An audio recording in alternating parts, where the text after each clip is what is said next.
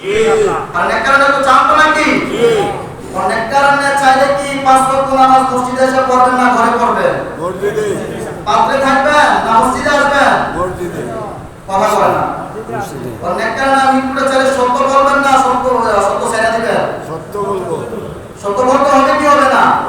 সুদ ছাড়তে হবে কি হবে না?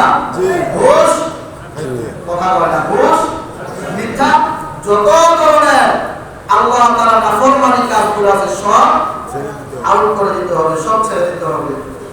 আর যত ধরনের আদেশগুলো আছে, যত ধরনের হুকুমগুলো আছে, ওগুলো সব আপনার আমার জীবনের মধ্যে ইন করতে হবে, প্রবেশ করাতে হবে, বাস্তবায়ন করাতে হবে। আর কবে করবেন? কেউ কি বলতে পারবেন কার মৃত্যুটা কখন হবে?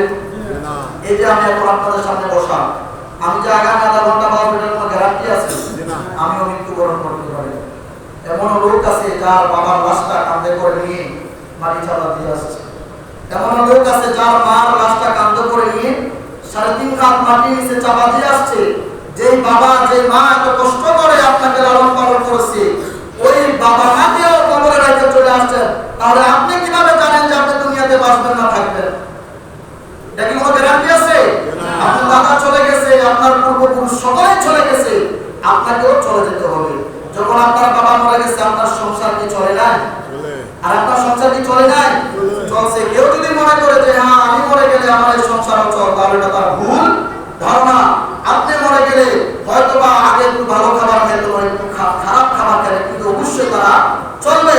কিন্তু ওই চলার জন্য যদি আপনি আপনার জিন্দেগির হায়াতটা, আপনার জিন্দেগির সময়টা এই জিন্দেগিতে পার করে দেন, নামাজবিহীন পার করে দেন, সুদে ঘুষে যত ধরনের হারাম পন্থা আছে ওই সমস্ত হারাম পন্থার মধ্যে ব্যয় করে দেন, তাহলে আপনার নিজের কপালটা আপনি নিজেই নষ্ট করলেন। একটা বাংলা প্রবাদ আছে, নিজের পায়ে নিজেই পুরাতনা কি করলাম? আঘাত করলাম। অর্থাৎ নিজের কপালের মধ্যে নিজেই আযাবটা ইচ্ছাকৃতভাবে রেখা নিয়ে আসলাম। এই জন্য প্রিয় হাজিরিন, আল্লাহ তাআলা আমাদের সকলকে নেককার মৃত্যু দান করুক, সকলে বলি আমিন।